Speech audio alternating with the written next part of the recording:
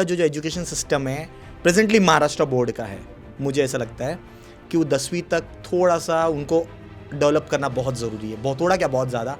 वो मुझे ऐसा लग रहा है कि वो अपने आप को डेवलप करने की जगह डिग्रेड कर रहे हैं। अगर आप साइंस स्टूडेंट को सवाल पूछोगे कि आपको सबसे टफ सब्जेक्ट कौन सा लगता है, हाँ, तो 90% of the student will say physics. Right. 12th के बाद नीट जेई क्रैक की और एक कुछ कॉलेजेस में जा रहे हैं, हॉस्टल में जा रहे हैं, कहीं बाहर आउट ऑफ द सिटी जा रहे हैं, वहाँ पे रह रहे हैं, वहाँ पे अपना कॉलेजिंग कर रहे हैं। इतना फीस, MBBS 30 लाख 40 लाख, छोटा मोटा कोर्स भी 15-20 लाख के नीचे नहीं है। और आजकल जो एडवर्टाइजमेंट करते हैं क्लासेस वाले, वो भी देखना चाहिए कि हकीकत क्या है, क्योंकि मैंने ऐसे कई सारे एग्जांपल्स देखे हैं कि किसी स्टूडेंट का फोटो 4-5 क्लासेस वाले लगाते हैं। लेकिन आपको लगता है जो अभी आजकल जो ट्रेंड चला है डेमो लेक्चर्स, ऑफलाइन में बच्चे जाते हैं, डेमो लेक्चर बैठते हैं, 2-3 लेक्चर, 5-6 डेमो लेक्चर्स बैठते हैं, क्या बच्चों को ये समझना ज़रूरी नहीं है कि ये डेमो लेक्चर्स आपको दिखाने के लिए अच्छा ही कराएंगे? आगे उसके बाद एक बार आपने एडमिशन लिया, उसके बाद भी ये कंटिन्यूटी रहेगा कि नहीं रहेगा, वो भी तो आपको देखना चाहिए। साइंस एक इतना बड़ा फील्ड जिसके नामी शख्स धुरंधर एंगेजिंग इस लाइन में, और काफी सारे स्टूडेंट्स, तकरीबन 12,000 प्लस स्टूडेंट्स को उन्होंने एजुकेट किया है। तो आज वही शख्स हमारे साथ है जिनका नाम है professor doctor Tendulkar. Welcome to the podcast sir. Professor doctor Tendulkar group tuition, science field में इतना बड़ा नाम, जोगेश्वरी में सालों से, तकरीबन 26 साल से आप क्लासेस चला रहे हो सर। ये इसकी शुरुआत कहाँ से हुई, उसके बारे में थोड़ा बता सकते हो सर? मेरा एजुकेशन साइंस फील्ड में हुआ है। 11-12 साइंस करने के बाद मैंने BSc MSc किया और फिर फार्मास्यूटिकल कंपनी में जॉब किया। US विटामिन्स में मैं एग्जीक्यूटिव पोस्ट पे था, रिसर्च एंड डेवलपमेंट में। और 5 साल के बाद मैंने PhD किया एनालिटिकल केमिस्ट्री में, और मेरे लगभग 12 पब्लिकेशंस है और उसमें से कई सारे इंटरनेशनल जर्नल में पब्लिश है। 12 पब्लिकेशंस और इंटरनेशनल जर्नल में भी पब्लिश्ड है। सुपर्ब। लेकिन मेरा इंटरेस्ट जो है वो हमेशा मैथ्स टीचिंग में रहा है। शुरू से मैं मैथ्स टीचर बनना चाहता था, और मैंने PhD करने के बाद मैं वापस इंडस्ट्री में नहीं गया, तो टीचिंग फील्ड में चला गया। तो इसकी शुरुआत कब से हुई थी? तो शुरू में मैंने कुछ प्राइवेट ट्यूशन्स लिए, और 1999 में मैंने पहला मेरा इंस्टीट्यूट चालू किया जोगेश्वरी ईस्ट में। अभी जोगेश्वरी ईस्ट में मैं जहाँ पे मैं रहता हूँ, वहाँ पे लोग मिडिल क्लास और थोड़े से लोअर मिडिल क्लास लोग हैं। तो मैं ये चाहता था कि उनको अच्छा एजुकेशन अफोर्डेबल रेट में मिले। तो इसके लिए मेरा एम ही ऐसा है कि बच्चों को अच्छा एजुकेशन देने का और अफोर्डेबल रेट में देने का। यहीं से ये मेरी धारणा है, और अब तक मैं वही करते आ रहा हूँ। तो साइंस में मैंने सुना है और देखा भी है, सुना कि हम सब जानते हैं कि साइंस में कितना ज़्यादा फीस होता है, और उतना फीस कई सारे बच्चे अफोर्ड नहीं कर पाते। लेकिन हाँ, उनको भी डॉक्टर बनना है, इंजीनियर बनना है। तो मैंने काफ़ी सुना है आप लोगों ने काफ़ी हेल्प किया ऐसे बच्चों को। ऐसा कोई इंसिडेंट है आपके नज़र में कोई? नहीं, देखिए, अभी देखो, जनरली साइंस सेक्शन का जो फीस जो रहता है 11-12 में, वो लगभग 5 लाख रुपया, किधर 3 लाख रुपया, 2 लाख रुपया, ऐसे फीस है। फीस काफ़ी ज़्यादा है, और पेरेंट्स को ये लगता है या स्टूडेंट को ये लगता है कि जिधर ज़्यादा फीस है उधर अच्छा पढ़ाई होता है। अच्छा। लेकिन ये सच नहीं है। कई सारे क्लासेस ऐसे हैं कि कम फीस में भी अच्छा पढ़ाते हैं। तो पेरेंट्स को ये देखना चाहिए कि क्लासेस का रिकॉर्ड कैसे है, प्रीवियस स्टूडेंट्स को मिलना चाहिए जहाँ से वो पास आउट हुए, उनको पूछ के फिर डिसीजन लेना चाहिए। ऐसा नहीं कि ज़्यादा फीस है इसके लिए ज़्यादा अच्छा है। तो हमने कम फीस में 11-12 के जो एस्पायरेंट्स जो है, मेडिकल और इंजीनियरिंग और आर्किटेक्चर, फार्मेसी के जो एस्पायरेंट्स हैं, उनको काफ़ी अच्छा शिक्षा दी है कम फीस में। सुपर्ब। बट लेकिन मैंने भी सुना है कि जो आप 5 lakhs बोल रहे हो, 3 lakhs बोल रहे हो, 2 lakhs बोल रहे हो, मार्केट में है ऐसे, नो डाउट है, पर आई थिंक सो वो कंपनी नहीं बन चुकी है। आई थिंक सो टीचिंग कम है उनका, कंपनी ज़्यादा है। नहीं, अपना अपना तरीका है हर एक टीचिंग इंस्टीट्यूट का। तो वो डिसाइड करते फीस क्या रखे। लेकिन सब कुछ स्टूडेंट्स के ऊपर है, स्टूडेंट कैसा वो लेता है, कैसे पढ़ाई होती है और उनका अप्रोच कैसा है स्टूडेंट का। भले कम फीस में कोई क्लासेस में पढ़ाता होगा, लेकिन वहाँ पे टीचर्स कैसे पढ़ाते हैं और उसके ऊपर बच्चों ने कितना काम किया है, उसके ऊपर उसका रिजल्ट निर्भर है। नहीं तो आप ये बोलना चाहते हैं कि स्टूडेंट का भी मेहनत उतना ही ज़रूरी है जितना टीचर्स का। स्टूडेंट का मेहनत बहुत ज़्यादा ज़रूरी है, वो ज़्यादा बहुत मायने रखता है।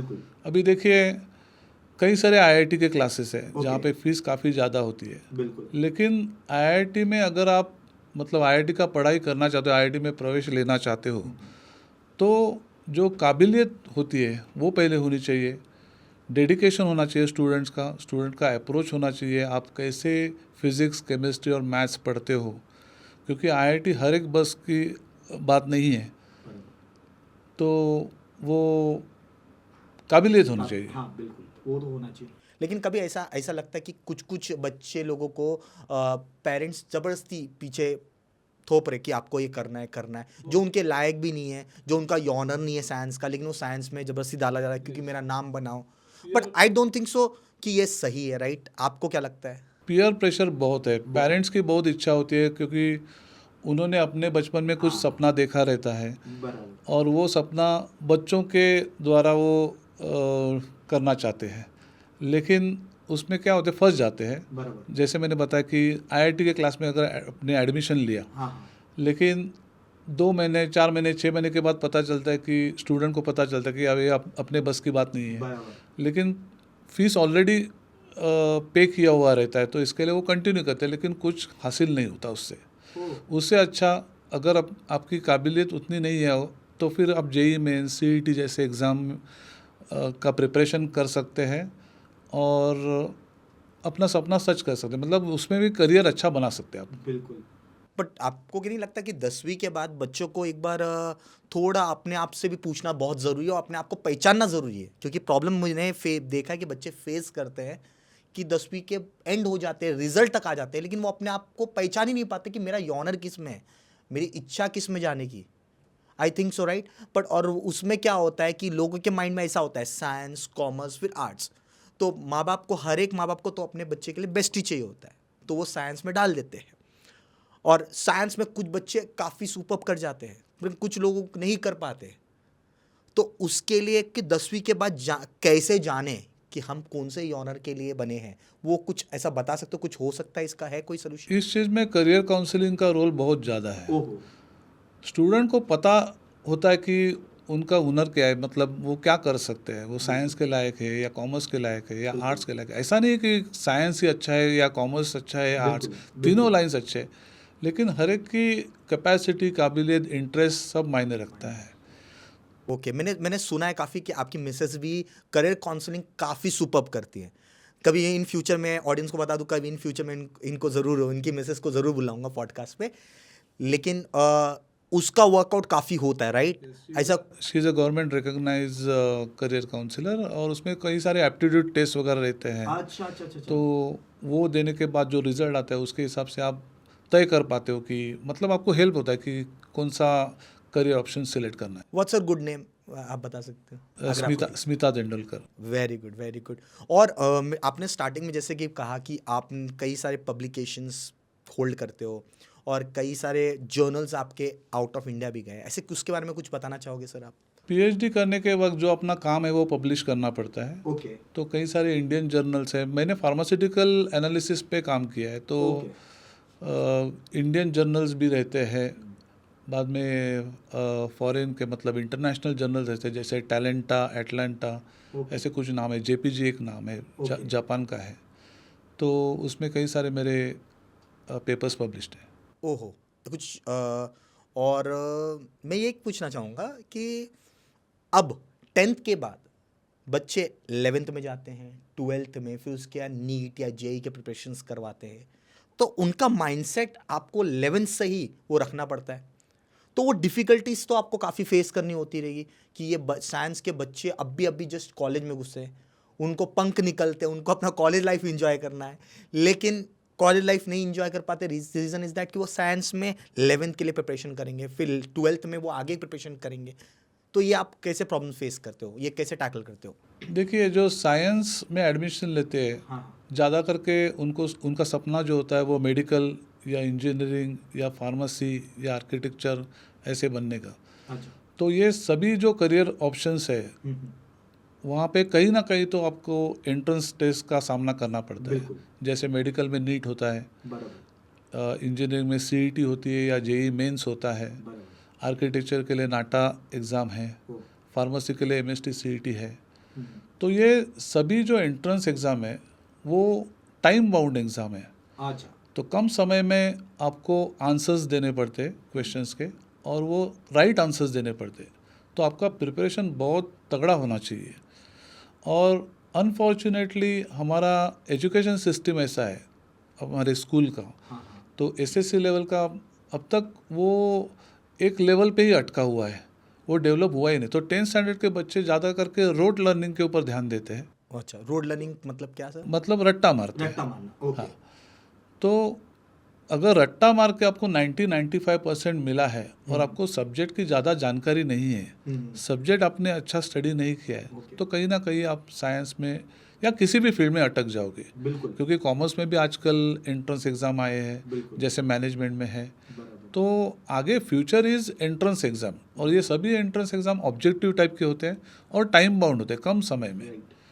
तो कम समय में जवाब देना ये एक चैलेंज है बच्चों को।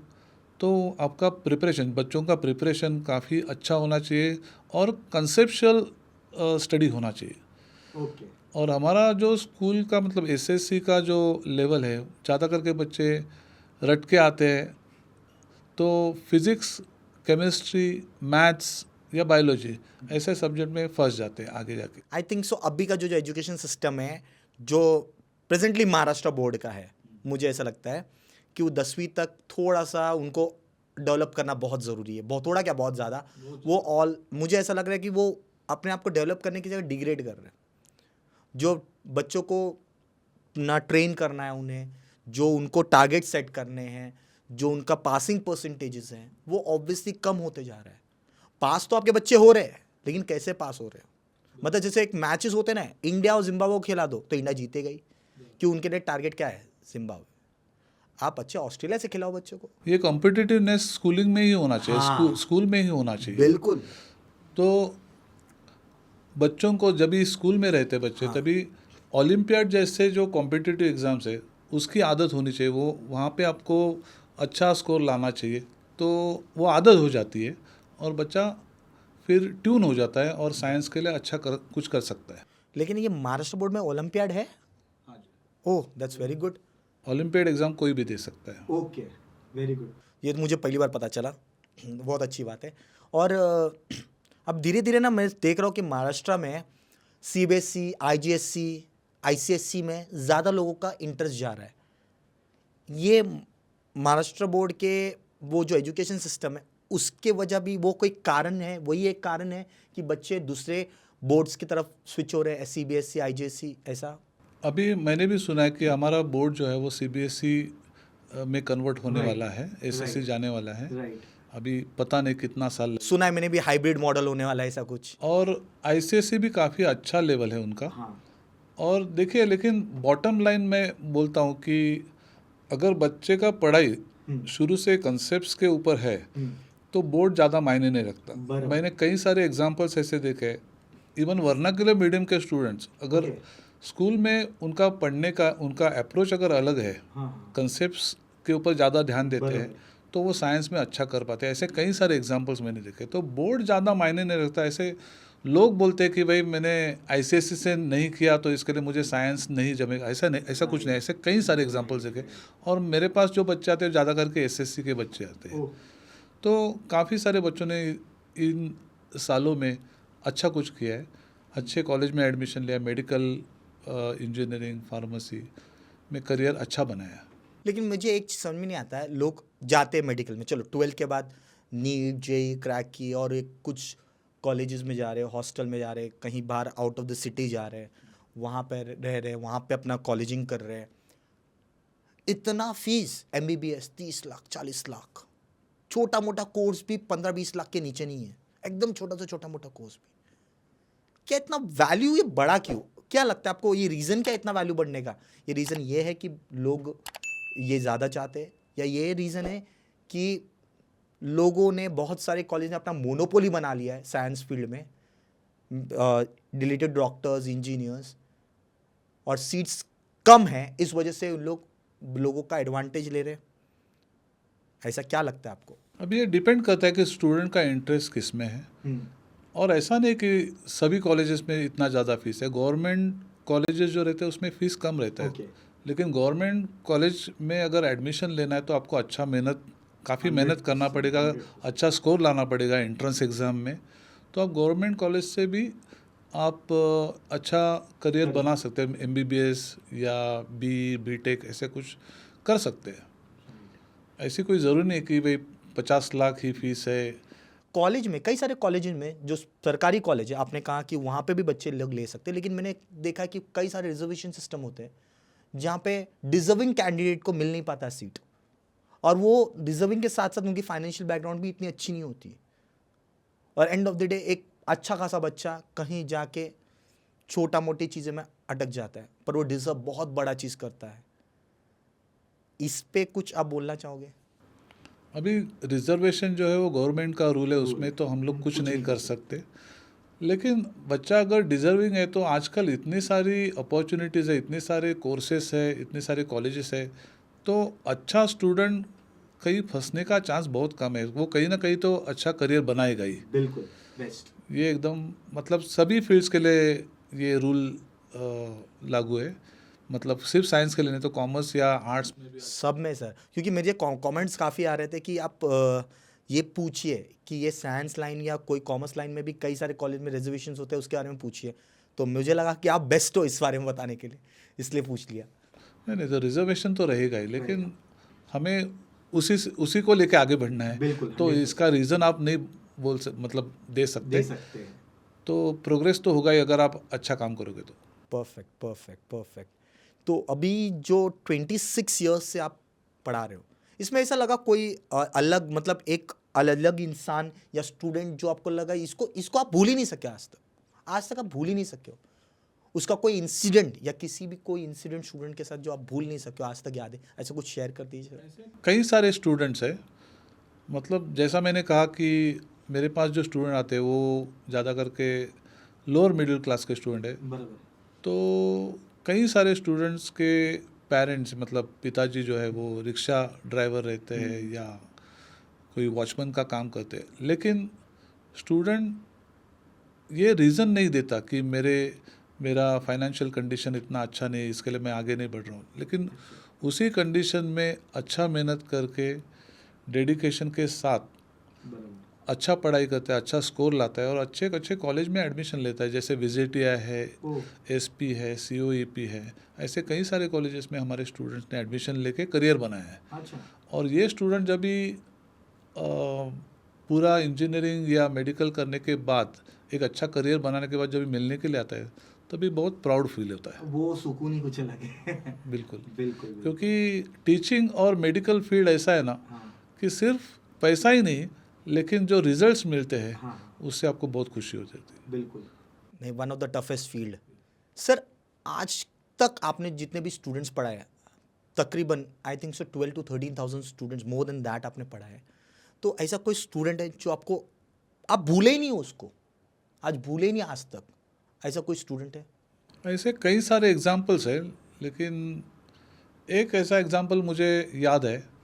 एक लड़की थी मेरी स्टूडेंट, वंदना साहिल करके, बहुत ही गरीब थी, फाइनेंशियल कंडीशन बहुत ही पुअर था उनका। आर्य कॉलोनी में अंदर एक छोटे से हट में रहते थे वो लोग। आर्य कॉलोनी अंदर जो लोग रहते हैं ना, जिसको नहीं पता बता दूं, आर्य कॉलोनी एक फॉरेस्ट एरिया जैसा है वहाँ पर। हाँ, बहुत गरीब लोग रहते वो। तो लड़की बहुत पढ़ने में अच्छी थी, लेकिन नीट का एग्ज़ाम बहुत टफ रहता है, तो पहले अटेम्प्ट में उसका स्कोर इतना आया नहीं। तो उसने नर्सिंग कॉलेज में एडमिशन लिया, लेकिन उसकी इच्छा थी कि MBBS करने की। तो उसने बहुत लगन से वापस पढ़ाई की और नीट रिपीटर एग्ज़ाम रहता है, तो 2 साल के बाद उसने नीट रिपीट किया और उसका अच्छा स्कोर आया और बाद में उसने मेडिकल किया और वो अभी डॉक्टर है। तो वो मुझे मिलने के लिए जब भी आई थी तो मुझे बहुत अच्छा लगा। अरे वाह, मतलब आप जब भी वो हट में रहती थी, मुझे लगता है कि एनुअल इनकम भी उनका घर का उतना नहीं रहा हो। बहुत ही कम, बहुत ही कम। अरे बाप रे। तो वो खुद से मतलब गवर्नमेंट सीट से उसने ग्रैब किया। गवर्नमेंट सीट उसको मिला, कुछ 720 में से कुछ 560 560 स्कोर आया, that's good number. Which is not so easy. Yes. और वो भी वर्नाकुलर मीडियम की स्टूडेंट, जैसे मैंने पहले भी बताया कि मीडियम का ज़्यादा असर नहीं होता है ऐसे, लेकिन जो बच्चा अच्छा करना चाहता है, जो पैशनेटली काम करता है, जो मेहनत करना चाहता है, डेडिकेटेडली अगर पढ़ाई करता है, तो उसका करियर बन सकता है। राइट। मैं भी ऐसे एक स्टूडेंट को जानता हूँ जो वर्नाकुलर मीडियम से था। मेरा एक फ्रेंड है, उसका भाई सुदेश कदम नाम है उनका, वो सांता क्रूज में रहते थे, अभी भी शायद से वहीं पे रहते हैं। वो वर्नाकुलर मीडियम से 10th के बाद 11th में आया और उसे इंग्लिश के कई सारे वर्ड्स भी नहीं पता थे, उसके मीनिंग नहीं पता होते थे, पर उसने तभी सेट कर लिया था मुझे CA करना है। उसने डिक्शनरी लेके बैठता था वो हर एक टाइम पे, इतना मेहनत किया, इतना मेहनत किया, आज वो CA, पूरी फैमिली का काया पलट कर दिया उसने। तो वही चीज़ आपने जो बोला, मुझे इंसिडेंट वो याद आ गया वैसे। तो ठीक है, इसके अलावा सर कोई आज तक एकदम हाईएस्ट पैकेज, ये बंदे को इतना पैकेज, मैंने इनको पढ़ाया था, इसका हाईएस्ट पैकेज ये आज तक का कोई स्टूडेंट?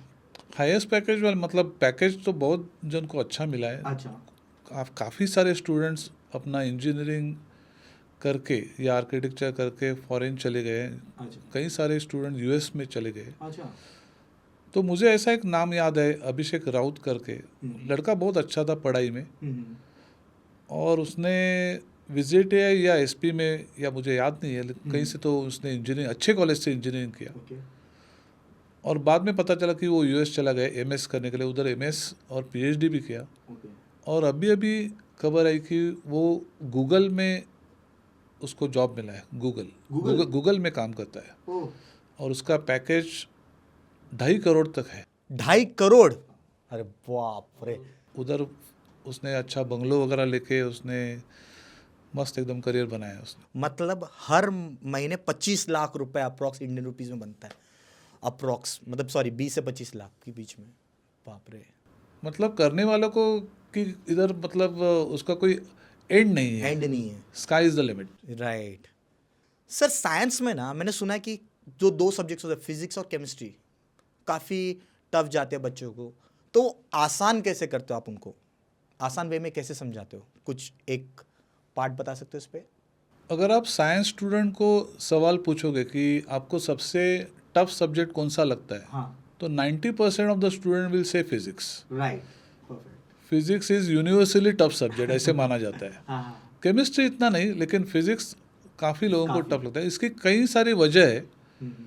नंबर 1, जैसे मैंने बताया, अपना एजुकेशन सिस्टम, कंसेप्चुअल स्टडी हम लोग नहीं करते, रोट लर्निंग के ऊपर ध्यान देते हैं, रट्टा मार के 90-95% निकालते हैं SSC में।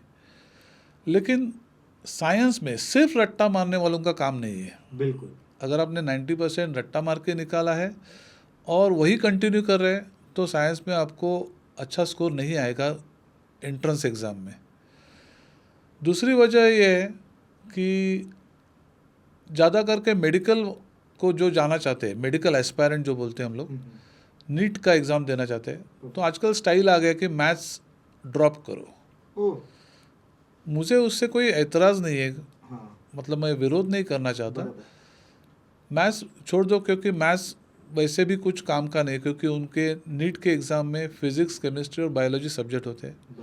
लेकिन अगर आपने मैथ्स छोड़ दिया तो फिज़िक्स जैसा सब्जेक्ट जो मैथ्स को पैरेलल जाता है, without maths you can not learn physics very well. तो मैथ्स होना ज़रूरी है। बिल्कुल। फिज़िक्स के कई सारे कॉन्सेप्ट्स है, कई सारे डेरिवेशंस है जिसमें मैथ्स की ज़रूरी होती है। अभी फॉर एग्जांपल अगर मैं डिस्प्लेसमेंट का इक्वेशन दूँ और वहाँ से वेलोसिटी निकालने के लिए कहूँ स्टूडेंट को, तो स्टूडेंट को पता होना चाहिए कि डिस्प्लेसमेंट को डिफ्रेंशिएट करना चाहिए विथ रिस्पेक्ट टू टाइम। ये कंसेप्ट है। अगर वो रट के जाएंगे तो कहीं ना कहीं तो अटकेंगे। वेलोसिटी से एक्सेलेरेशन करना निकालना है तो वापस उसको डिफ्रेंशिएट करना पड़ेगा विथ रिस्पेक्ट टू टाइम। तो ये कंसेप्चुअल है। जब वैसे भी इंटीग्रेशन ये भी कई सारे फिजिक्स के टॉपिक में यूज़ होता है। तो अगर ये चैप्टर्स आपके हुए ही नहीं, आपने मैथ्स ड्रॉप किया, तो किधर ना किधर तो लिमिटेशन आएगा ही। अभी क्या होता है, कुछ स्टूडेंट ऐसे होते हैं जो विदाउट मैथ्स भी मैनेज कर लेते हैं, लेकिन अनफॉर्चुनेटली उनकी संख्या बहुत कम है। और बाकी के स्टूडेंट उनका एग्जाम्पल लेते हैं, उनका उदाहरण लेते हैं और वो भी मैथ्स छोड़ देते हैं। उनको सिर्फ इतना पता है कि क्या छोड़ना है, लेकिन वो छोड़ने के का परिणाम क्या होगा, उसका असर क्या होगा, वो नहीं जानते। तो उसका असर बहुत बुरा होता है और वो पढ़ाई कहीं ना कहीं अधूरी रह जाती है। फिज़िक्स, इसके लिए फ़िज़िक्स टफ लगता है और मैथ्स तो वो छोड़ ही देते हैं ना। तो मुझे लगता है कि मुझे नहीं लगता कि साइंस में ही सिर्फ फिजिक्स के लिए होता है, क्योंकि मैंने भी देखा कई सारे, जैसे कॉमर्स में भी एक ऑप्शन होता है एसपी और मैथ्स का। मुझे लगता है हर एक बच्चे को मैथ्स तो लेना ही है, भले वो यूज़ नहीं होता, लेकिन वो आपका माइंड खोलता है। बिल्कुल, अकाउंट्स के लिए भी तो ज़रूरी है। अकाउंट्स के लिए भी ज़रूरी है, और वो माइंड जो खोलता है वो आपको जो स्मार्ट बनाता है, वो चीज़ें एनहांस करता है, वो एक्सपी स्टूडेंट में आ नहीं पाता। बिल्कुल। तो मुझे लगता है हर एक फील्ड में, चाहे साइंस हो, चाहे कॉमर्स हो, चाहे आर्ट्स हो, मैथ्स कंपलसरी रखना ही चाहिए एजुकेशन सिस्टम को। राइट? आपको क्या लगता है सर? एकदम बराबर। Maths is a very important subject and it is use everywhere. Right. Chemistry में देखो, अभी कई सारे रिएक्शंस है, तो हज़ारों रिएक्शंस है। अगर आप सभी रट के जाओगे तो पॉसिबल नहीं होता। वो तो है ही नहीं। लेकिन रिएक्शन मैकेनिज्म अगर आपको आता है तो डेफिनेटली आपको केमिस्ट्री का रिएक्शंस आसान लगेगा। तो ऐसे कई सारे एग्जांपल्स है। राइट। तो आपको लगता है अभी चाहे कोई भी फील्ड हो, कोचिंग क्लासेस इज मस्ट? आपको लगता है ऐसा? मुझे ऐसा लगता है, पर्टिकुलरली साइंस हो या कॉमर्स भी हो, कुछ ना कुछ तो सपोर्टिंग सिस्टम चाहिए। राइट। मतलब अगर बच्चे ने साइंस लिया है और उनके पेरेंट्स साइंस फील्ड के हैं, या सिबलिंग्स उनके साइंस फील्ड के हैं, या कोई रिलेटिव है, या कोई रिश्तेदार है, रिलेटिव है, उनको हेल्प कर रहा है, तो वो ठीक है। लेकिन ऐसा सिचुएशन बहुत रेयर रहता है। और I don't think so siblings हर बार उसके पीछे पड़ा रहेगा, वो भी अपना काम करते रहेंगे। तो सबसे अच्छा कोई अच्छा कोचिंग क्लासेस जो आप अफोर्ड कर सकते हैं, अच्छा मतलब जिसका रिजल्ट अच्छा है, जो स्टूडेंट पास आउट हुए हैं वहाँ से, उनको पूछ के अगर आप वो ज्वाइन करते हो तो डेफिनेटली वो हेल्प करेगा। अगर वो भी अफोर्ड नहीं कर पाते तो कई सारे ऑनलाइन पोर्टल्स है, वो सभी अच्छे नहीं है लेकिन काफ़ी सारे अच्छे हैं। अभी यूट्यूब पे भी कई सारे लेक्चर्स का रिकॉर्डिंग हुआ है, मैंने खुद देखा है और मैं भी कभी कभी देखता हूँ, तो मुझे भी वो हेल्प होता है उससे। लेकिन आपको लगता है जो अभी आजकल जो ट्रेंड चला है डेमो लेक्चर्स, ऑफलाइन में बच्चे जाते हैं, डेमो लेक्चर बैठते हैं, 2-3 लेक्चर, 5-6 डेमो लेक्चर्स बैठते हैं, क्या बच्चों को ये समझना ज़रूरी नहीं है कि ये डेमो लेक्चर्स आपको दिखाने के लिए अच्छा ही कराएंगे? आगे उसके बाद एक बार आपने एडमिशन लिया, उसके बाद भी ये कंटिन्यूटी रहेगा कि नहीं रहेगा, वो भी तो आपको देखना चाहिए। और वो देख कैसे सकते हैं? आपको पास्ट एक्सपीरियंस किसी से लेना चाहिए जो वहाँ से पढ़ के निकला है, या तो उनके कॉन्सेप्ट्स देखने चाहिए, वो किस से ऐसे पढ़ा रहे हैं, ये way. But I don't think so बच्चे वो देखते हैं। बच्चे सिर्फ 4-5 डेमो लेक्चर बैठेंगे, हाँ ठीक है, मज़ा आ रहा है, और उनको ह्यूमर दिया, किसी ने एंटरटेनमेंट करा दिया, नाच लिया, गा लिया, खुश हो जाते, हाँ ये अच्छा है क्लास। बड़े उनको पढ़ाने को अच्छे से आए या ना आए, उनको लेना देना ही नहीं है उसमें। ऐसा कुछ है? Personally I am against demo lectures. Okay. क्योंकि डेमो लेक्चर में आप 4-5 लेक्चर दिखाते हो, लेकिन आपका तो सफ़र 2 साल का है। तो वो टीचर जो डेमो के लिए आता है, वो 2 साल रहने वाला है क्या, वो पहले आपको देखना चाहिए। और वैसे भी क्लास ओनर्स अच्छे से अच्छा टीचर जो इम्प्रेशन डाल सके वैसा ही टीचर रखेगा डेमो के लिए। सैम्पल आपको अच्छा दिखाए लेकिन बाकी मटेरियल भी अच्छा होना चाहिए। तो मेरे हिसाब से पेरेंट्स को या स्टूडेंट्स को वो देखना चाहिए कि क्लासेस का रेपुटेशन कैसा है, और रेपुटेशन जानने के लिए आपको वो एक्स स्टूडेंट्स को ही मिलना चाहिए, वहीं से आपको जानकारी लेनी चाहिए, वो एक राइट वे है। राइट। और रिजल्ट्स भी देखना चाहिए, क्योंकि काफ़ी सारे स्टूडेंट तो रिजल्ट देखते ही नहीं है। मेरा दोस्त यहाँ जा रहा है, मैं भी चले जाऊँगा। मेरे लाइफ का उनको लाइफ का पड़ी नहीं है। बस वो हर्ड मेंटालिटी से नहीं जाना चाहिए, बस मेरा फ्रेंड उधर जा रहा है इसके लिए मैं जा रहा हूँ, वो गलत है। और आजकल जो एडवर्टाइजमेंट करते हैं क्लासेस वाले, वो भी देखना चाहिए कि हकीकत क्या है, क्योंकि मैंने ऐसे कई सारे एग्जांपल्स देखे हैं कि किसी स्टूडेंट का फोटो 4-5 क्लासेस वाले लगाते हैं, ये बहुत बड़ा और वो पेपर में भी आया है। हाँ। वो बिल्कुल गलत है। वो तो मतलब पेरेंट्स को देखना चाहिए कि ये सही में किसका स्टूडेंट है, किस क्लासेस से आया है। बिल्कुल। सर, आजकल जो इंटरनेट सेंसेशन चालू है, जैसे एआई काफ़ी हेल्प करता है क्या बच्चों को समझने के लिए, पढ़ने के लिए? क्या लगता है आपको? देखो, एआई हो या ऑनलाइन पोर्टल्स हो, डेफिनेटली हेल्पफुल है। लेकिन उसका यूज़ कैसे करना चाहिए वो स्टूडेंट को मालूम होना चाहिए। बेसिक पढ़ाई वो स्टूडेंट को खुद को करना चाहिए। बिल्कुल बराबर। एआई है या ऑनलाइन है, जब तक आप खुद नहीं पढ़ोगे तब तक कुछ नहीं होगा। ऑनलाइन का बहुत महत्व है हमारे एजुकेशन में।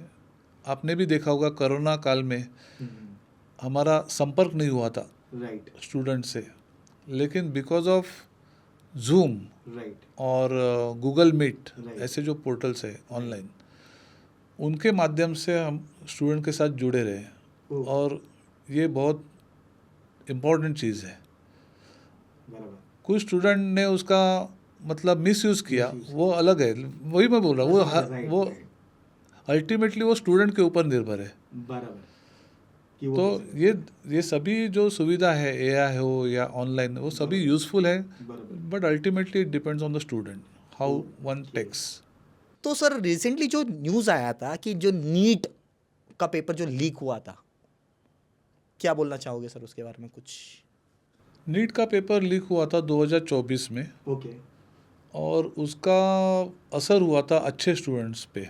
मतलब सभी स्टूडेंट्स हैम्पर हुए, लेकिन अच्छे स्टूडेंट जो है वो बेचारे फंस जाते हैं इसमें, जिन्होंने मेहनत से मतलब प्रिपरेशन किया है, डेडिकेशन उनका रहता है, लेकिन उनका बहुत नुकसान हुआ, क्योंकि वो रिपीट करना पड़ा उनको। वो एग्ज़ाम वापस लिया गया।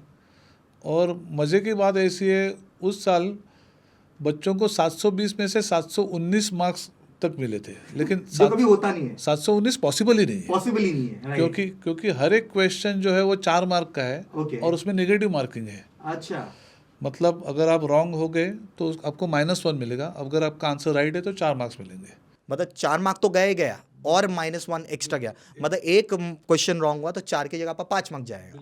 मतलब 180 क्वेश्चन रहते हैं, और सभी के सभी राइट है तो आपको 720 मिलेंगे।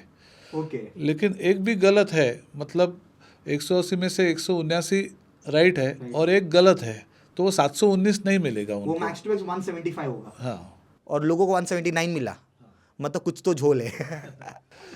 वो पॉसिबल ही नहीं, ऐसे मार्क्स मिले, ऐसे मज़े की बात है। मतलब ये पॉसिबल ही नहीं है। और जो चीट किए उन लोग को भी थोड़ा चीट भी नहीं किया, दिमाग लगा के भी। तो कुछ 1600 बच्चों का एग्ज़ाम वापस लिया गया, ऐसा हुआ। तो डेफिनेटली हैम्पर होता ही है ना। वो होता है, थोड़ा बच्चे के माइंड पे भी काफ़ी स्ट्रेस करता है, वो सब होता है। वो वापस से एग्ज़ाम देना, मतलब वापस से प्रेशर, ये सारी चीज़ें सब वापस से, राइट। और हर साल ये एग्ज़ाम्स का लेवल बढ़ते जा रहा है। मतलब MSCET का भी लेवल आजकल बहुत बढ़ गया है, ऐसा इतना आसान नहीं है। और नीट का, अगर आपने लास्ट ईयर का नीट का पेपर देखा है तो नीट का स्कोर बहुत कम आया, मतलब नीचे आ गया सब रिजल्ट। तो धीरे धीरे लेवल बढ़ते जा रहे हैं हर एक एग्ज़ाम का। ये ऐसा नहीं हो रहा है कि इंस्टीट्यूट्स या जो ऑर्गेनाइजेशन है वो जानबूझ के टफ कर रख रही है ताकि इस कोर्स का वो वैल्यू बना रहे? और मुझे लगता है एक तरह से सही भी है वो। बिल्कुल सही है। और मैं वही बोल रहा हूँ कि नीट और CET इनका भी लेवल धीरे धीरे हर साल बढ़ रहा है, तो स्कोर कम होते जा रहा है, कंपटीशन बढ़ते जाएगा। बराबर है, ऐसा है सर। कंपटीशन बहुत है और सीट्स बहुत ही लिमिटेड है। बच्चा कितना प्रेशर हैंडल कर पाएगा? कैसे ये फेलियर जो होता है कि अगर 100 सीट्स है तो लोग, 1000 लोग या लाखों लोग एग्जाम दे रहे, तो ये बच्चा प्रेशर कैसे हैंडल करेगा, फेलियर कैसे हैंडल करेगा? कंपटीशन हर साल बढ़ते जा रहा है। हाँ आपको मैं एग्जांपल देता हूँ। हाँ नीट का एग्ज़ाम हाँ 2025 में नीट का एग्ज़ाम जो हुआ था, राइट। उसमें 22,50,000 स्टूडेंट बैठे थे। 22,50,000 ओके। और सीट्स है 1,25,000 MBBS के। अरे बाप रे। तो 1,25,000 seats all over India MBBS के, उसमें से आधे से ज़्यादा थोड़े से गवर्नमेंट सीट्स है Okay. और कई सारे प्राइवेट कॉलेजेस के सीट्स है। ओह उसके लिए इतने सारे बच्चे बैठते हैं। BDS के लिए मतलब जो बैचलर ऑफ डेंटल सर्जरी मतलब डेंटिस्ट बनना Dentist चाहते के हैं, तो वो सीट्स है लगभग 40,000। अच्छा तो इतना सारा कंपटीशन है। अगर जेई का एग्जांपल दे दूं मैं, ओके तो 14,70,000 स्टूडेंट बैठे थे ओके 2025 में। और उसमें से NITs, IITs, IIITs, triple IITs बोलते हैं उसको, ऐसे कॉलेजेस में लगभग 10,000, 9,000, 8,000 ऐसे सीट्स है। मतलब out of 14,75,000 students, only 65,000 students are available. तो इतनी सारी कंपटीशन है। कंपैरेटिवली MSCET में कंपटीशन थोड़ा सा कम है। अराउंड 6.5 लाख स्टूडेंट बैठते हैं, लास्ट ईयर उतने बैठे थे, और 1,80,000 इंजीनियरिंग के लिए सीट्स अवेलेबल है। लेकिन इंजीनियरिंग के लिए सीट्स ज़्यादा है, लेकिन किसी भी कॉलेज से अगर आप BE या BTech करोगे तो आपका करियर नहीं बन सकता, इतना अच्छा करियर नहीं बनेगा। तो बच्चे का फोकस ये होना चाहिए कि A ग्रेड या टॉप कॉलेजेस में एडमिशन लेके BE या BTech करो। जैसे मैंने नाम भी लिया, VJTI, COEP college of engineering Pune, बाद में SP सरदार पटेल, बाद में ICT institute of chemical technology, जिसमें केमिकल इंजीनियरिंग भी है और केमिकल टेक्नोलॉजी के BTech के 7-8 कोर्सेस है। ऐसे कॉलेज से अगर आप डिग्री लेते हो तो आपका करियर अच्छी तरह से बनेगा। तो बच्चे का फोकस ये होना चाहिए कि अच्छे से अच्छे कॉलेज या reputed college, A grade college से आपको शिक्षा लेनी चाहिए। और मैंने जो सुना है आजकल और देख भी रहे, कई सारे इंजीनियर्स है, वो आज पास आउट होके निकले लेकिन जॉब्स अवेलेबल नहीं है। वो नॉर्मल जो मीडियोकर जॉब्स कर रहे हैं, जैसे सेल्स टीम्स में या एडमिनिस्ट्रेटिव पार्ट में है, ये सब कर रहे हैं। आपको क्यों लग रहा है कि ये इंजीनियरिंग बच्चों के साथ ऐसा क्यों हो रहा है? क्या लगता है क्यों लग रहा है ऐसा? देखिए, लोग बोलते हैं कि जॉब्स नहीं है, ऐसा कुछ नहीं है। अगर आपने 4 साल इंजीनियरिंग में कुछ अच्छा पढ़ा नहीं है, अगर आपका पॉइंटर बोलते हैं उसको, उसका आपका पॉइंटर अगर कम है, 4 साल आपने वेस्ट किए, और फिर भी आप अच्छा जॉब की उम्मीद करते हो, तो वो ठीक नहीं है। जो बच्चा 4 साल बहुत मेहनत करता है, अच्छे कॉलेज से वो पढ़ाई कर रहा है, रेप्यूटेड कॉलेज से, जब भी वो पास होता है तो मल्टीनेशनल कंपनीज ऐसे कॉलेजेस में जाके इंटरव्यू लेती है। ओह, मतलब जॉब खुद चल के आपके पास आता है? यस। अच्छा, उसको बोलते हैं इन कैंपस इंटरव्यू। राइट। और उस इंटरव्यू उसका सिलेक्शन हो जाता है। जब भी, यानी 4 साल का कोर्स है, लेकिन जब भी स्टूडेंट तीसरे साल में रहता है, 3rd ईयर ऑफ इंजीनियरिंग, तभी जॉब सिक्योर हो जाता है। ऐसे कई सारे एग्जाम्पल है। अभी IT industry is booming, computer science वगैरह अगर करते हो तो अच्छा खासा करियर बन सकता है। तो ये प्रॉब्लम्स ये बच्चों में है, not in the course, right? और बिना वजह ब्लेम डाले जा रहे इंजीनियरिंग का से हालत है। राइट, बिल्कुल सही, बिल्कुल सही। अब आपको क्या लगता है अभी इन फ्यूचर, कमिंग फ्यूचर, किस लाइन में ज़्यादा वाइड स्कोप है? It's an medical line, engineering line, IT field line, आपको क्या लगता है किस में? अभी देखो, मेडिकल फील्ड में वो तो कभी बंद होने वाला नहीं। इस धरती पर जब तक ह्यूमन लाइफ है तब तक बीमारी तो रहेगी। जैसे कोरोना आया था, कल कुछ और आएगा। तो डॉक्टर्स कभी ऐसे बैठे नहीं रहेंगे, उनको काम तो मिलेगा ही। तो मेडिकल फील्ड तो चलते रहेगा। अभी इंजीनियरिंग में क्या, हर साल डेवलपमेंट हो जाता है। जैसे कंप्यूटर इंजीनियरिंग में कितनी सारे डेवलपमेंट हुई है, इतने सारे लैंग्वेजेस रहते हैं, अभी AI आ गया है।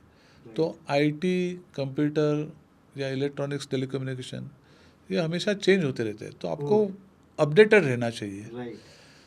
तो स्कोप तो रहेगा ही, स्कोप तो रहेगा ही। अभी आर्किटेक्चर फील्ड में काफ़ी अच्छा स्कोप है, इतनी सारी कंस्ट्रक्शन हो रही है, तो आर्किटेक्चर फील्ड भी अच्छा है। तो मेरे हिसाब से फील्ड सभी अच्छे हैं, आप कितना उसके ऊपर काम करते हो, कितना डेडिकेटेडली उसके ऊपर काम करते हो, उसके ऊपर निर्भर है। आज के दौर में सर मोबाइल मोबाइल तो बहुत ज़्यादा इंपॉर्टेंट हो चुका है, और इसमें कई सारे सोशल मीडियाज होते हैं, यूट्यूब, इंस्टाग्राम, फेसबुक, इसमें रील्स बना रहे बच्चे, ये कर रहे। ठीक है, इसका एडवांटेज कम हो रहा है लेकिन डिसएडवांटेज ज़्यादा हो रहा है, और स्पेशली स्टूडेंट्स द्वारा। तो आप इसके बारे में कुछ बताना चाहेंगे? बिल्कुल, आपने एकदम सही कहा। मोबाइल का यूज़ स्टडी में है, पर्टिकुलर साइंस में। जैसे मैंने पहले भी बताया कि यूट्यूब पे कई सारे लेक्चर्स है, ऑनलाइन पोर्टल्स है। बाद में कोरोना के टाइम हम लोग सब मोबाइल से स्टूडेंट के साथ जुड़े हुए थे, जूम मीटिंग या गूगल मीटिंग से हम लोग लेक्चर्स ले रहे थे। तो मोबाइल का यूज़ तो है बिल्कुल, लेकिन मिसयूज़ बहुत ज़्यादा हो रहा है। जैसे सोशल मीडिया में, जैसे इंस्टा या व्हाट्सएप या फेसबुक, इसके ऊपर स्टूडेंट ज़्यादा टाइम बिताते हैं। उससे अच्छा अगर मोबाइल का सही में यूज़ करेंगे तो डेफिनेटली उसका फ़ायदा ही होगा स्टूडेंट को। और जो 12th में बच्चे अपने 12th बोर्ड एग्ज़ाम को टैकल कर रहे हैं, जेई, नीट, ये इसके भी प्रिपरेशन साइड बाय साइड कर रहे हैं, मतलब दो चीज़ उनके सर पर है, तो बैलेंस कैसे करें? आप इसके बारे में कुछ सजेशन देंगे? ये बहुत अच्छा सवाल आपने उठाया। अभी देखिए, एक थियरी एग्ज़ाम होता है जिसको हम लोग बोर्ड एग्ज़ाम बोलते हैं। जैसे एसएससी बोर्ड एग्ज़ाम होता है, आईसीएसई बोर्ड एग्ज़ाम होता है, वैसे एचएससी, साइंस में भी एचएससी बोर्ड एग्ज़ाम होता है। और ये बहुत ही इम्पॉर्टेंट एग्ज़ाम है एक्चुअली। लेकिन आजकल ट्रेंड क्या चल रहा है, ज़्यादा फोकस स्टूडेंट का कॉम्पिटिटिव एग्ज़ाम की तरफ बढ़ रहा है। उनको लगता है कि कॉम्पिटिटिव एग्ज़ाम का पढ़ाई डायरेक्ट स्टार्ट करे, लेकिन ऐसा होता नहीं है। क्योंकि थियरी एग्ज़ाम में जब भी आप प्रिपरेशन करोगे तभी हर एक सब्जेक्ट का, हर एक चैप्टर का कॉन्सेप्ट आपको समझ में आएगा, थियरी समझ में आएगा, उसका बेस आपका तैयार हो जाएगा। और जब भी बेस अच्छा हो जाता है तभी आप कॉम्पिटिटिव एग्ज़ाम में भी अच्छा स्कोर ला सकते हैं। मतलब वो 12वीं का बेस होना बहुत ज़्यादा ज़रूरी है। बहुत ज़रूरी है। ये मतलब डायरेक्टली उड़ी मारना, that's not a right thing. अभी आश्चर्य की बात ऐसी है कि कई सारे teachers without doing derivations direct formula लेते हैं और एमसीक्यू स्टार्ट करते हैं। अभी पता नहीं बच्चे कैसे उसको समझ पाते हैं, पर एक तरह का रट्टा ही हुआ वो। बिल्कुल, वो गलत तरीका है मेरे हिसाब से, क्योंकि वो डेरिवेशन कैसे हुआ है, कैसे डिराइव हुआ है फॉर्मूला, वो जानना बहुत ज़रूरी है। Without that if you take formula directly and start MCQs, limitation आ जाता है। पर आपको नहीं लगता ये रट्टा बहुत बेकार चीज़ कर दिया स्टूडेंट्स लोगों में? क्योंकि ये जब रट्टा करोगे आप अब भी शॉर्ट टर्म के लिए निकल जाओगे, लेकिन आगे 100% आप फंसने वाले हो कहीं ना कहीं। तो ये चीज़ बच्चों को क्लियर होना चाहिए कि सर ये लॉजिक बहुत ज़्यादा ज़रूरी है। एक बार आपने लॉजिक आज क्लियर कर लिया, ज़िंदगी भर आप क्लियर रहोगे। नहीं, स्टूडेंट तो निकल नहीं जाएगा। अगर आप रट्टा मारोगे साइंस में तो उसका कोई भविष्य नहीं है यहाँ पे। अभी देखिए, बोर्ड एग्ज़ाम में रूल्स है। अभी अगर आपको इंजीनियरिंग करना है तो मिनिमम 45% आपको पीसीएम में लाना है। बच्चा फिजिक्स, केमिस्ट्री, मैथ्स, इस बोर्ड एग्ज़ाम में फिजिक्स, केमिस्ट्री, मैथ्स में आपको 45% मिनिमम लाना है। लेकिन बच्चा वो भी नहीं ला पाता, वो सिर्फ डायरेक्ट एमएसटी, सीईटी या जेईई मेंस की तैयारी करते हैं। अभी उसमें भी कुछ हासिल नहीं करते और इधर भी बोर्ड एग्ज़ाम में भी उनका रिज़ल्ट अच्छा नहीं आता। अभी आपको अगर आईआईटी में भी करना है, आईआईटी के लिए अगर आप प्रिपरेशन कर रहे हो तो एक अच्छा रूल बना है कि 75% मिनिमम आपको पीसीएम में चाहिए। वो एक अच्छा रूल निकाला है, वरना वो बोर्ड एग्ज़ाम की तरफ बिल्कुल दखल ही नहीं देते बच्चे। अच्छा, तो आपको क्या लगता है ये बोर्ड एग्ज़ाम में अच्छा क्रैक करना है, नंबर्स और नीट, जेई अच्छे से क्रैक करना है with good number of marks, तो इसके लिए एक साइंस स्टूडेंट को कितना घंटे दिन में पढ़ना चाहिए? आपको क्या लगता है? अभी कितना घंटा पढ़ना चाहिए वो हर एक स्टूडेंट के ऊपर है। बिल्कुल, कोई स्टूडेंट 2 घंटा रोज का पढ़ के भी अच्छा मार्क्स ला सकता है, बराबर, या कोई बच्चा 10 घंटा नाम के लिए पढ़ाई करता है लेकिन स्कोर तो बिल्कुल नहीं आता है। मतलब 10 घंटा पढ़ाई करता है, मतलब बुक सामने होता है लेकिन ध्यान कहीं और रहता है, तो वो तो नहीं चलेगा। ये हमारे ये ट्यूशन में होता था। स्कूल में जब स्कूल से निकल के हम ट्यूशन जाते थे, तब ट्यूशन में एक पेज दे दिया जाता था, इतना पढ़ो, और 2 घंटा हमको एक कोने में छोड़ दिया जाता था। पर मेरे को लगता है वो बच्चे लोगों का जो ब्रेन है और उसका चलने का जो प्रोसीजर है उसको काफ़ी स्लो कर रहा है ये चीज़। तो मुझे लग रहा है कि वो ट्यूशन में जब डालते हैं तो ये देखे कि आपके बच्चे को लेट गो ना किया जाए। अगर एक पेज पढ़ने में 15 मिनट लगता है तो 15 मिनट ही दिया जाए या 20 मिनट दिया जाए, नॉट 2 घंटा। इससे बच्चे का ब्रेन स्लो हो रहा है, राइट? जब भी हमारा पेरेंट्स मीटिंग होता है तो कई सारे पेरेंट्स बोलते हैं कि मेरा बच्चा पढ़ता है, लेकिन वो एक्चुअली जर्नल कंप्लीट करते रहता है। तो जर्नल कंप्लीट करने से वो पढ़ाई नहीं होता है। पढ़ाई मतलब आपको वो सब्जेक्ट स्टडी करना चाहिए, सम सॉल्व करने चाहिए, डेरिवेशंस लिखने चाहिए, केमिस्ट्री के रिएक्शंस लिखने चाहिए, बायोलॉजी के डायग्राम्स ड्रॉ करने चाहिए, ये पढ़ाई होती है। जर्नल कंप्लीशन करना ये पढ़ाई नहीं है। दूसरी बात ऐसे कि जैसा मैंने कहा कि कॉम्पिटिटिव एग्ज़ाम में टाइम बहुत इम्पॉर्टेंट फैक्टर है, टाइम कंस्ट्रेंट है। तो मैं आपको मतलब एग्जांपल देता हूँ, MST CT का उसका एग्जांपल लेते हैं तो 50 क्वेश्चंस मैथ्स में होते हैं, उसको सॉल्व करने के लिए 90 मिनट मिलते हैं। बाद में फिजिक्स में तो और भी बुरा हाल है। 50 क्वेश्चंस आपको 45 मिनट्स में सॉल्व करना पड़ता है। केमिस्ट्री में भी 50 क्वेश्चन 45 मिनट्स, मतलब एक क्वेश्चन के लिए 1 मिनट भी नहीं एक क्वेश्चन के लिए 1 मिनट भी नहीं। और मैं ये दावे के साथ कहता हूँ कि मैंने कई सारे स्टूडेंट ऐसे देखे हैं कि उनका क्वेश्चन रीड करके भी नहीं होता है।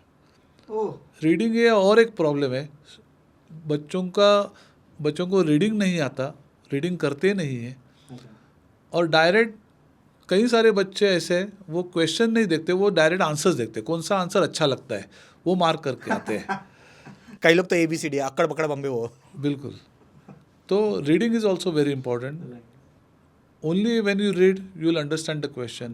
And when you understand the question, if you have practiced a lot, then you can solve it within a time. मतलब एंड ऑफ द डे आपका बोलना ये है कि आप कितना भी अच्छा पढ़ाई में हो, जब तक आपका प्रैक्टिस नहीं होगा।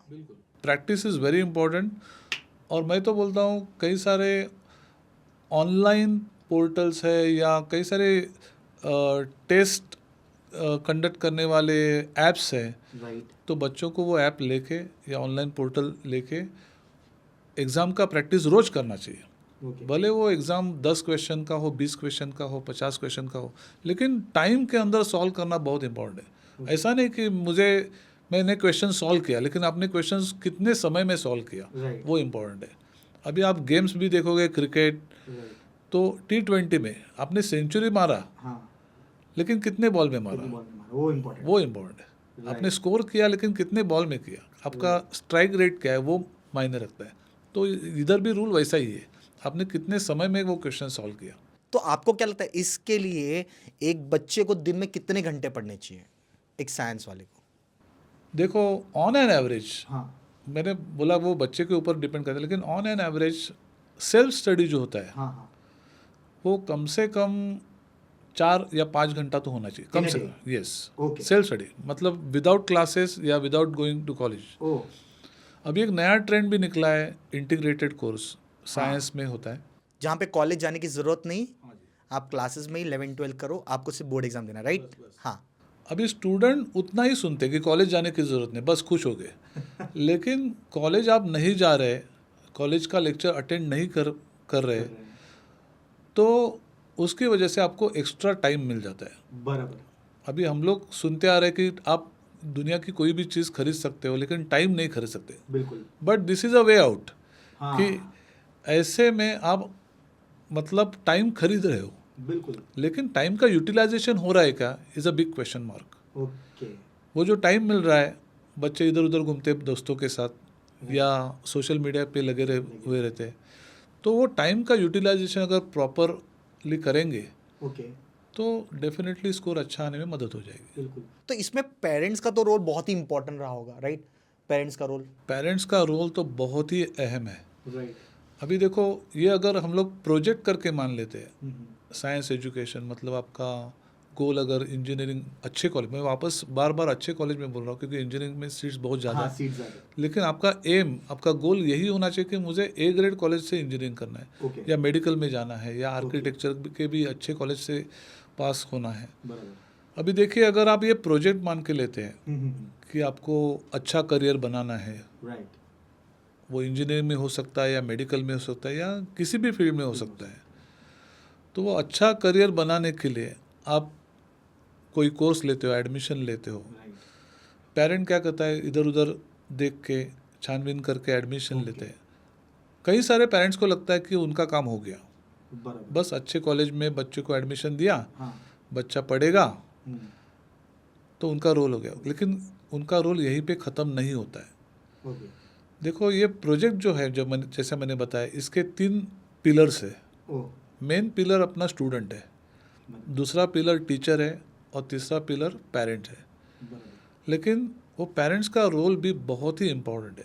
टीचर तो अपना काम करेगा टीचिंग का, बराबर। अभी अपना बच्चा काम कर रहा है कि नहीं, पढ़ रहा है कि नहीं, वो पेरेंट्स को देखना चाहिए। क्योंकि स्टूडेंट किसी भी इंस्टीट्यूट में ज़्यादा से ज़्यादा कितना घंटा रहेगा, अगर इंटीग्रेटेड बैच अगर भी लिया तो दिन का 6 घंटा उधर रहेगा, बस 24 घंटे में से 6 घंटा उधर गया, कॉलेज तो नहीं जाना है। लेकिन once he comes out of the institute, घर पे जब भी आएगा तो घर पे बच्चा क्या कर रहा है वो पेरेंट को देखना चाहिए। देखो, ज़्यादा वक्त नहीं लगता है पेरेंट को, दिन का अगर 5 मिनट 10 मिनट स्टूडेंट के साथ अगर इंटरेक्शन करेंगे पेरेंट्स तो भी काफ़ी है। वो 5-10 मिनट में आपको क्या पूछना है कि आप कितने बजे क्लासेस पहुँचे, क्योंकि कई सारे स्टूडेंट लेट आते हैं।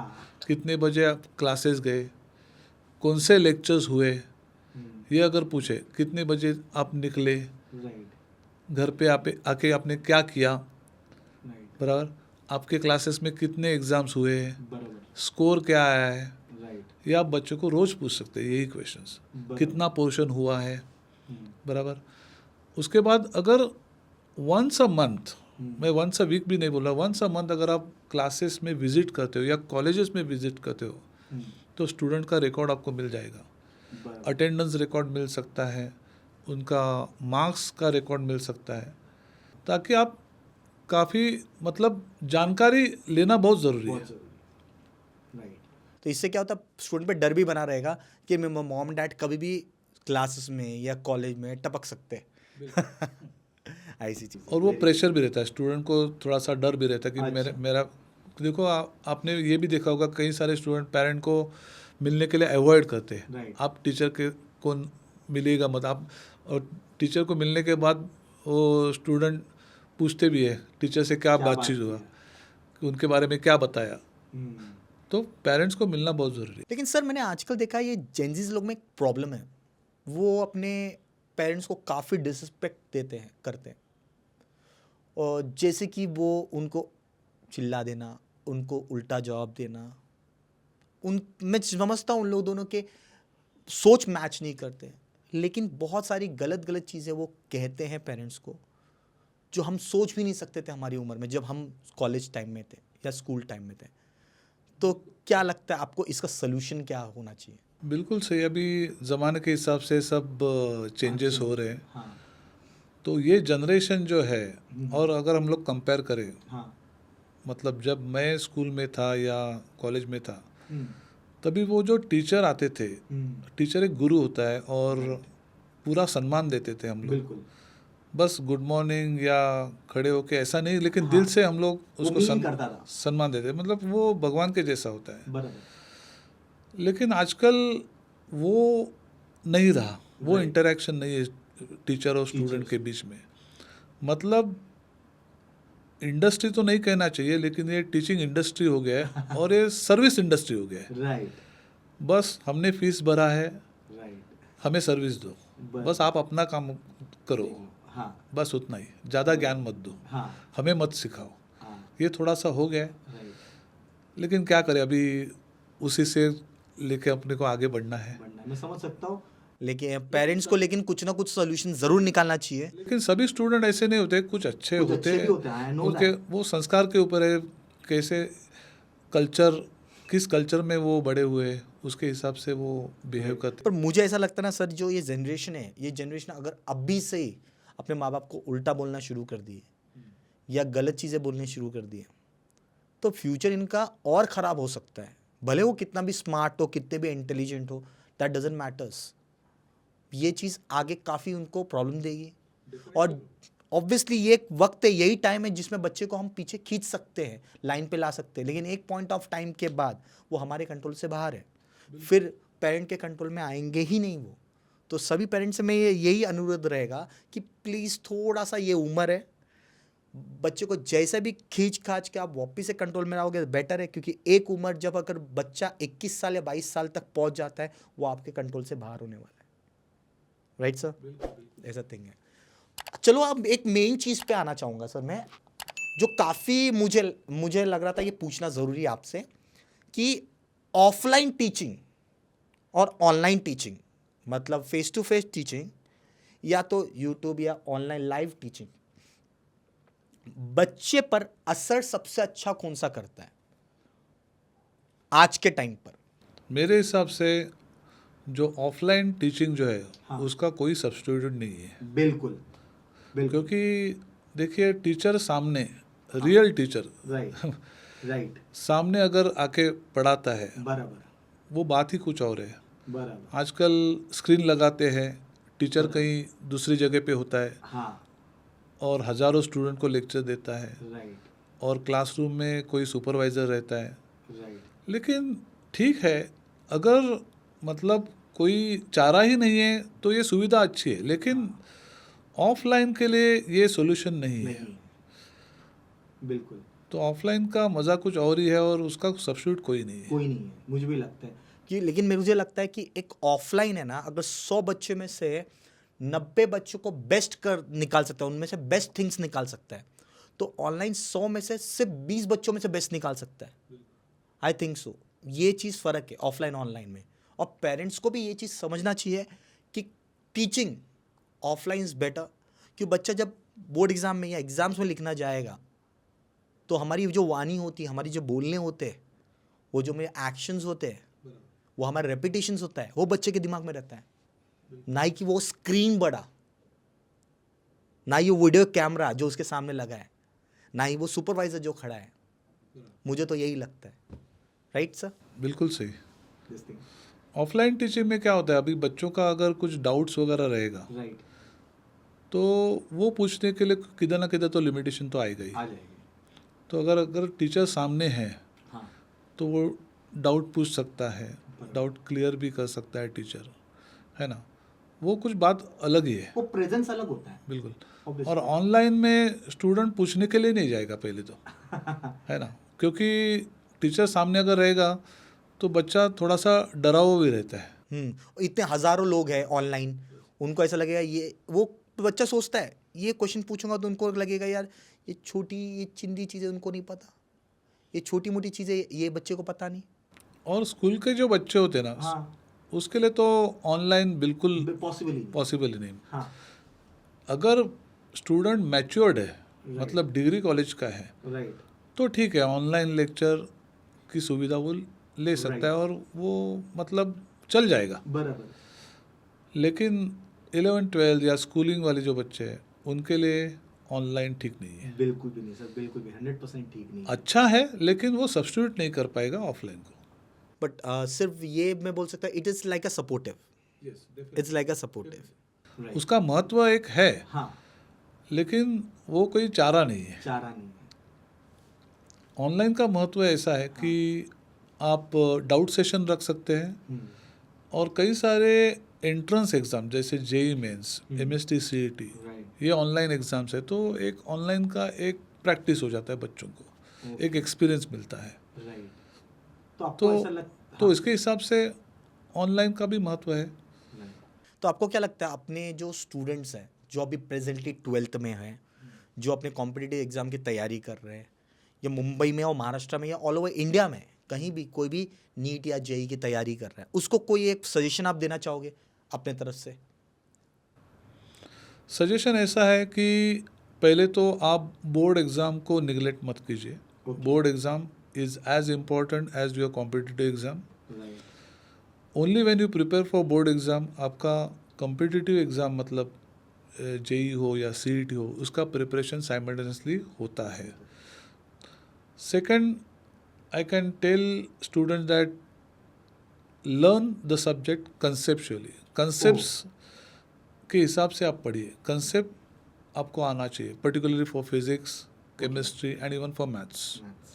बायोलॉजी के डायग्राम्स आप ड्रॉ कीजिए, केमिस्ट्री के रिएक्शंस प्रैक्टिस कीजिए. तो और फिजिक्स में ज़्यादा करके न्यूमेरिकल्स होते हैं. तो न्यूमेरिकल्स आपको सॉल्व करने चाहिए. और अगर आपने मैथ्स ड्रॉप किया है, किसी नीट एस्पायरेंट स्टूडेंट ने अगर मैथ्स ड्रॉप किया है, तो ऐसे कंसेप्ट्स जो फिज़िक्स में है जिसके लिए मैथ्स की ज़रूरी है, वो आप बार बार पढ़िए. मतलब काम के लिए, उस डेरिवेशन के लिए अगर डिफरेंशिएशन या इंटीग्रेशन आ रहा है, तो कम से कम डिफरेंशिएशन इंटीग्रेशन का लेक्चर देखिए आप यूट्यूब पे जाके. वो क्या हो रहा है, डिफरेंशिएशन क्या होता है, इंटीग्रेशन क्या होता है, लिमिट्स भी है, एप्लीकेशंस होते हैं डिफरेंशियल इक्वेशन के. तो रोट लर्निंग की तरफ ध्यान मत देना. आपका अप्रोच जो है वो कंसेप्ट बेस्ड होना चाहिए और रट्टाबाजी नहीं. दूसरी बात ऐसी है कि ये सभी एग्ज़ाम्स टाइम कंस्ट्रेंट है या टाइम बाउंड एग्ज़ाम्स है, तो आपको एग्ज़ाम्स का, टेस्ट का प्रैक्टिस काफ़ी अच्छा करना चाहिए और टाइम लगा के. सिर्फ बुक ओपन करके एमसीक्यू सॉल्व मत करना. आप टाइम लगा के देखो कि आपके कितने क्वेश्चंस कितने समय में हो रहे हैं और उसमें से राइट कितने आए, ये भी देखना चाहिए. दूसरी एक चीज़ है कि आप PYQs मतलब प्रीवियस ईयर्स क्वेश्चंस के ऊपर ध्यान दो. क्योंकि ऐसे क्वेश्चंस कई बार आते हैं उसके जैसे. सेम टू सेम क्वेश्चन तो नहीं आएगा, लेकिन उसी के बेस, हाँ, बेस वही रहेगा. तो ऐसे क्वेश्चन आ सकते हैं, तो आपकी तैयारी अच्छी हो जाएगी. और सर, अगर आप ये फील्ड में ना होते तो कौन से फील्ड में होता? टीचिंग फील्ड में अगर ना होते आप क्या कर रहे होते? अभी टीचिंग फील्ड में आने से पहले मैं फार्मास्यूटिकल इंडस्ट्री में था, रिसर्च एंड डेवलपमेंट. उसके बाद मैंने PhD किया. तो अगर टीचिंग फील्ड में मैं नहीं आता तो शायद वो कंटिन्यू करता. और मेरे कई सारे कलीग, जब भी मैंने छोड़ा था, कई सारे कलीग जो है वो आज अच्छे मुकाम पे पहुंचे हैं, अच्छा करियर बनाए. तो शायद मैं भी वही करता. मतलब in terms of finance. Yes. तो आपको कभी रिग्रेट होता है कि वो इतना अच्छा खासा कमा रहे हैं और मैं थोड़ा सा ऊपर नीचे ही है, ज़्यादा नहीं? नहीं, लेकिन क्योंकि मेरा इंटरेस्ट टीचिंग में ही था, तो रिग्रेट नहीं कर रहा हूँ. उल्टा मुझे अच्छा ही लग रहा है, क्योंकि इसका रिवॉर्ड्स मिलते रहता है, इसका फल मिलते रहता है. क्योंकि जब भी बच्चा अच्छा करियर बनाता है, अपने को मिलने को आता है, तो काफ़ी अच्छा लगता है. वो जो सेटिस्फैक्शन है वो दूसरे फील्ड में शायद नहीं होता. तो सर, एक ना पर्सनल सवाल था मेरा कि मुझे पता है जहाँ तक कि आपके 2 बच्चे हैं और दोनों अपने लाइफ में काफ़ी अच्छा कर रहे हैं और दोनों कुछ ना कुछ पढ़ाई ज़रूर कर रहे हैं, तो उसके बारे में बता सकते हैं आप? मेरा बड़ा बेटा वो भी साइंस फील्ड में ही उसने ग्रेजुएशन किया, मतलब मैकेनिकल इंजीनियरिंग किया उसने. और उसके बाद उसने मैनेजमेंट में MBA किया उसने. और अभी मेरे ही फील्ड में, मतलब टीचिंग फील्ड में ही वो अच्छा खासा कर रहा है. मैथ्स ही पढ़ा रहा है. कई सारे क्लासेस में पढ़ाता है और हमारा भी इंस्टीट्यूट लगभग वही संभालता है. और मेरा दूसरा जो बेटा है अभिषेक, वो MS कर रहा है US से. उसने भी इंजीनियरिंग किया. तो यहाँ इंडिया में कि US जाकर? कंप्यूटर इंजीनियरिंग इंडिया से किया है. विद्यालंकर कॉलेज में से. और अभी वो US में MS कर रहे हैं, टेक्सास में, डैलस यूनिवर्सिटी. That's cool. तो सर, टीचिंग फील्ड में या आपके लाइफ में कौन ऐसा व्यक्ति जो आपके लिए इंस्पिरेशन है, आदर्श है? कोई ऐसा व्यक्ति है? As far as teaching field is concern, जब भी मैं 12th स्टैंडर्ड में था, तभी देसाई क्लासेस करके एक इंस्टीट्यूट था. तो वहाँ पे जो ओनर थे प्रोफेसर देसाई, वो फिज़िक्स पढ़ाते थे. और वो इतना अच्छा पढ़ाते थे, उनका बोर्ड प्रेजेंटेशन और जो कंसेप्ट जो क्लियर करते थे फिज़िक्स के, वो बहुत बढ़िया थे। अच्छा तो मैं उन्हीं को फॉलो करता हूँ, अच्छा वही मेरे आदर्श है। आदर्श है। तो एट लास्ट कोई कंक्लूजन जो आपको बच्चे लोग को देना चाहोगे, कोई लास्ट एक कंक्लूजन? बच्चों को मैं यही बोलना चाहूँगा, पर्टिकुलरली 10वीं से जो पास आउट स्टूडेंट होते हैं, हाँ अगर आप करियर के बारे में सोचेंगे तो बस पीयर प्रेशर पे मत आइएगा। बस मेरा भाई या मेरा दोस्त ये कर रहा है इसके लिए मैं वही फील्ड में करूँगा, ऐसा कुछ नहीं है। जो आपको अच्छा लगता है, जिसमें आपको इंटरेस्ट है, उसी में करियर आपको बनाना चाहिए। Okay do what you love. ओ जो भी आप करोगे, जो भी फील्ड आप सिलेक्ट करते हो, बस लगन से कीजिए, डेडिकेशन से कीजिए, पैशनेटली कीजिए। और हमारे पूर्व राष्ट्रपति डॉक्टर अब्दुल जी कलाम, उन्होंने भी कहा है कि शिक्षा और संस्कार ये ज़िंदगी के मूल मंत्र है। शिक्षा आपको कभी झुकने नहीं देगी और संस्कार आपको कभी गिरने नहीं देगा। परफेक्ट, तो उसी को फॉलो कीजिए और अपना करियर बनाइए गुड वन और ज़िंदगी में आगे बढ़िए। Good one. तो sir thank you so much, आप पॉडकास्ट पे आए और इतना अच्छा एक्सपीरियंसेस और नॉलेज शेयर किया हमारे साथ। ज़रूर हमारे ऑडियंस को कुछ ना कुछ तो हेल्पफुल मिलेगा, कुछ नहीं बहुत सारी चीज़ें हेल्पफुल मिलेगी। तो मिलेंगे कभी और, आज हम लोग वाइंड अप इधर ही करते हैं। Okay, thank you so much for this podcast. Thank you. Podcast तो कई है, शायद से अगर ये आपको अच्छा लगा ये पॉडकास्ट तो प्लीज़ ये चैनल पे नीचे जाके सब्सक्राइब कर दीजिए और नोटिफिकेशन का जो बटन है वो भी प्लीज़ दबा देना, वरना नोटिफिकेशन नहीं आएगा आपको। Thank you so much.